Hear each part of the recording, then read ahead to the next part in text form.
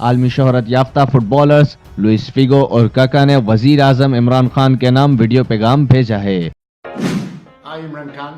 Hi, I'm Imran Khan. I will be in Pakistan. See you in Pakistan. See you soon. I'm coming.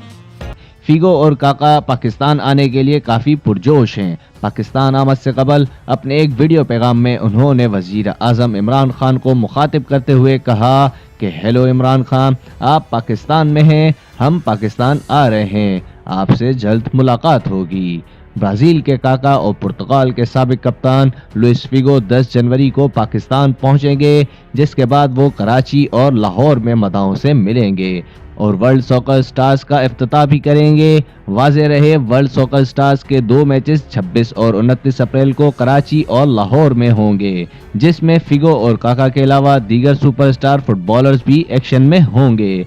काका और Figo ने पाकिस्तानी मदाहों के नाम भी video पैगामात भी भेजे हैं। काका का कहना है कि वो पाकिस्तान आने के लिए काफ़ी खुश हैं, वो यहाँ आकर फुटबॉल का नया टैलेंट भी तलाश करेंगे, जबकि फिगो का कहना है कि वो पहली बार पाकिस्तान आएंगे। उम्मीद है कि 22 करोड़ वाली आबादी वाले मुल्क में फुटबॉल का अच्छा टैलेंट मिलेगा।